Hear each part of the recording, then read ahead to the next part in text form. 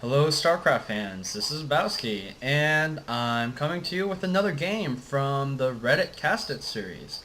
Today we'll be watching a TvP, a Diamond League TvP, between the Orange Protoss Nuclear, just kidding, Orange Terran Nuclear in the bottom right, and in the top left we have Chris, the Red Protoss.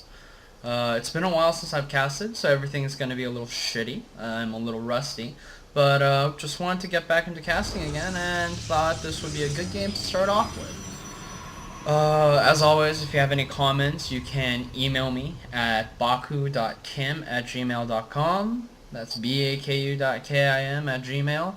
Or you can just find me on Reddit under the username Bauski, which you'll probably know how to spell since I'm going to advertise this on Casted and you'll see my name. And I also got a Twitter. Good news. So, you can just bother me on there.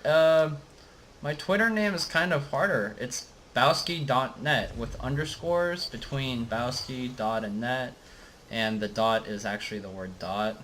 So, yeah, good luck finding me there. And if you want to just bother me there, that's awesome. I would really love to hear from you guys.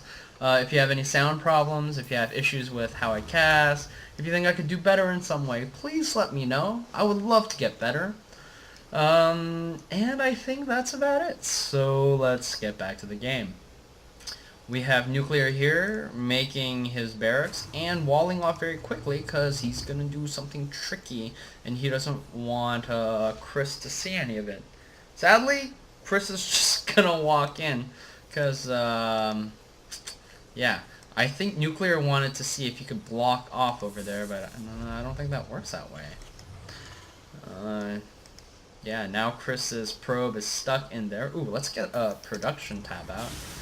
And let's see what everybody's doing here. I'm not exactly sure what Nuclear is going to go for yet. If he was going to block off, you'd think he could go for a gas and do something tricky. But seeing what's happening here, he's probably saving up money to get a quick command center. Which is not very uncommon on this map. This is one of those maps where you do things like that. Chris out here is doing a very risky Nexus first expand. After the Nexus, he went Gateway and then Forge. Interesting combination. Gateway expand has been getting popular, so this is almost like a greedy Gateway expand with a Forge for defense, just in case anything tricky starts up here. Nuclear comes in here scouting this. He sees that Chris doesn't have a lot of defense here, so I wouldn't be surprised if... Oh, here we go. Yeah, Nuclear trying to start some bunker shenanigans here, but one Marine against the photon cannon, nicely placed, nice timing, and this bunker not going to really do anything. Chris not attacking the correct thing right now, but he's microing, busy with trying to take care of this Marine, and thankfully he was able to. This bunker is pretty useless now, and nothing doing. This Marine's going to have to go back home. This is going to have to get canceled, and Chris got down the earlier expansion. Nexus, that's what they're called. Haha. Down here in Nuclear's base, he's getting that early expand himself and putting down a couple more barracks here. As we can see in the production tab, he's actually only putting down one barracks, and he's putting down a third command center, which I'm guessing he's going to early expand with. Getting that gas, probably going to get those upgrades, and getting another barracks. Both of these guys kind of playing in a weird, greedy timing right now. It's going to be exciting to see how their first battle goes from there. Chris is jumping up at 400 minerals right now. You gotta wonder what he's saving up these minerals for. 3 gates. So he's gonna go for 4 gates with Nexus. That's pretty safe. Even... Well, it's not safe actually. If you think that Nuclear is just going 2 bases, I would think you'd want to get at least 5 or 6. Yeah, so 5 is a pretty safe number. With just 4, there's not enough to defend against, whatever might be coming at the stim timing, stim with medevac timing. But Chris is going to be perfectly fine because nuclear, he's going to be a bit behind since he got that third command center up. It's probably from where he built it, he's going to probably drop it over here. And now if we go back here, yeah, nuclear still doesn't have a lot of stuff. He is just going all Marines, and if he's not careful, if Chris had come out with a timing attack of any kind around 8 minutes, it would be a problem. With early expand though, the next timing probably 5 gauge would be around 9 minutes anyway, so 9 or 10 minutes, so no worries there. Both of these guys just kind of macroing pretty hard, getting all those upgrades, getting that 1, and nuclear getting that combat shield, very important, and getting the 1 as well. Charge lot speed coming out very early. Very interesting, very good idea. Only 2 zealots out right now on the field, so and pretty gas heavy, so you gotta wonder what kind of a build Chris wants to go for. He's pumping out from 3 gases, I'm guessing, yes. And he's got that robo. He's getting charge lot speed, so I don't know. He could be saving up all that gas for maybe Archons and Templars. With that robo, I guess he could go with Colossus as well, but we're gonna have to see there. Nuclear kind of stuck on 57 supply now. Only Marines, and it's 9:36 now. His Stargate should be coming up soon. There it is. And we have some more barracks coming up. And some Marauders. Stim's gonna be done around 10, 11 probably. Got that third up with a ton of mules down. He's getting that extra money he needs. But you know, what's the use of all that money if you're not producing hard, right? So nuclear going into that very big production phase right now. Chris is gonna take a third, actually. These guys are playing very econ heavy. It's almost econ cheesy in a way. And it's gonna be, hopefully, Chris is gonna have the defense that he needs. Definitely got those High Templars out. Very useful against taking out those medevacs when they come in. Hopefully he'll get... Oh, there's Storm. But Storm's going to take a little while.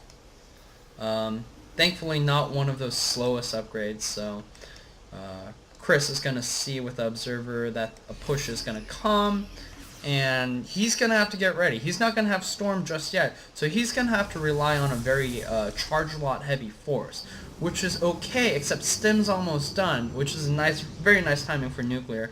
And once Stim finishes, and if you don't have Storm, he can just kind of lead you around, especially if you don't have the sentries to deal or keep those units in place. Storm's only halfway done. Chris making a risky maneuver here, but he has so many zealots. Oh, nice, nice feedbacks there. No health there. And, oh, if you can just take down a couple medevacs, it's so worth it. But Chris is going to go back home. Nuclear is going to retreat backwards as well.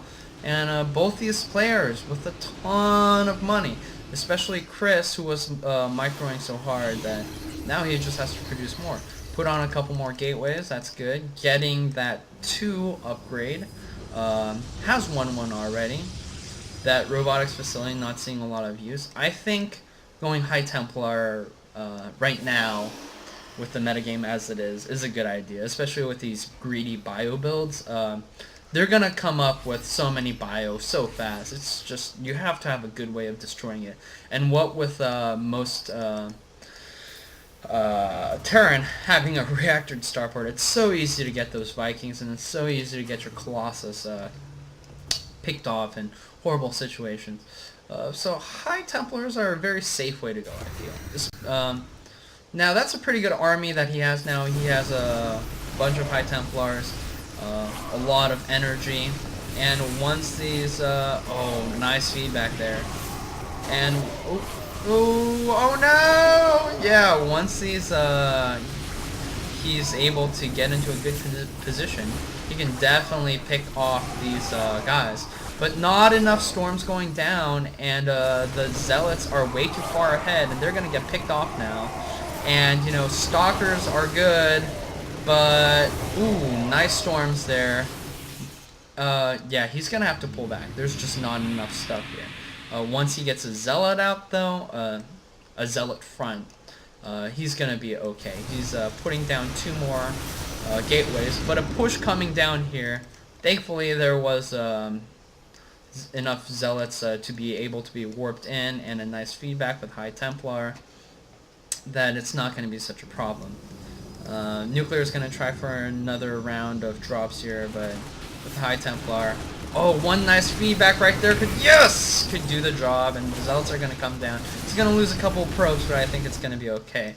Still, he's at the front doing this sort of shenanigan. I don't exactly know if he knows. He probably does know about this place, and he should really just destroy this. I mean, he has a chance. You know, a couple of Archons can really do the damage, but from the back, here comes Nuclear, and now there's just no way to stop this kind of thing from going on. Even just one Archon isn't enough to do the job, and this place is safe. Losing an observer there, it's kind of a loss. Still, Chris on 3 bases, so he's doing fairly well. Kind of mined out at the first base. His second and third are doing okay. I almost feel like he should actually just get more workers and take another base right now. Nuclear, both of the players actually riding on 1,000 stuff. If we look at the army tab, yeah, they could definitely use more army units. They can use definitely more gateway production, which Chris is on. He's on it, man.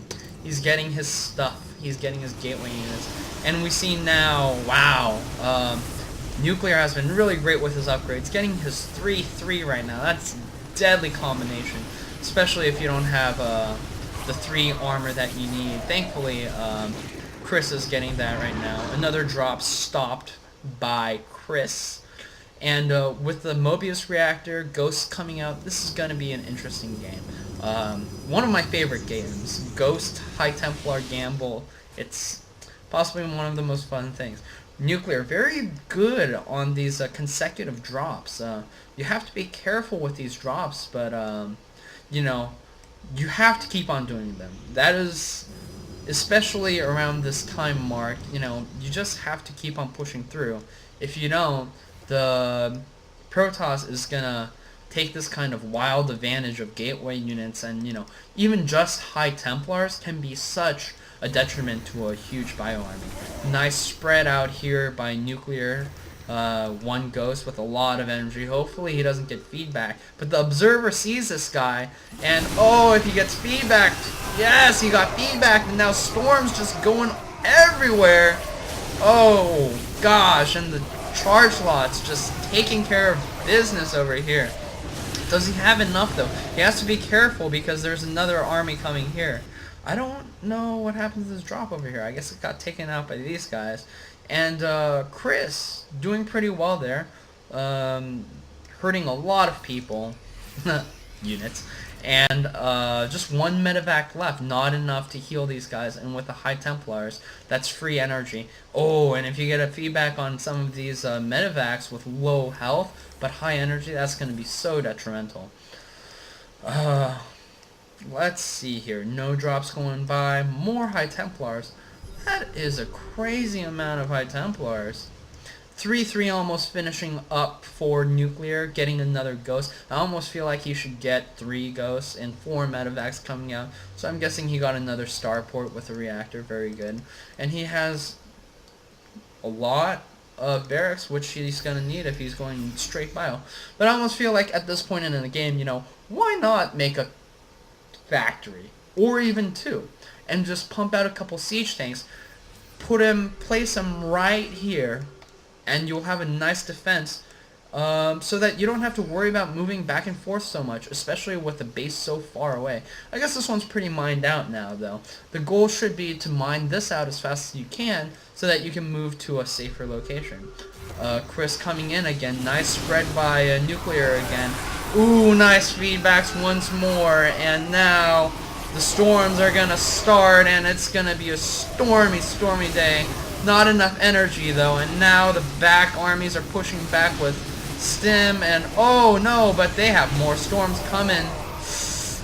But without the Zealots to buffer in the damage, all of these guys are going to die. And now Nuclear is in a very good position with 177 to 94. And if you look at the armies, 5,000 to 1,600. This is pretty brutal. This is where things are going to get pretty shifty, as Chris is going to lose this base, obviously. I don't even know if he can defend this. He doesn't have the things necessary. If you were gonna go High Templars, you really need to get a good Zealot count going. Because if you don't get that Zealot count, it's hard, man. It's hard.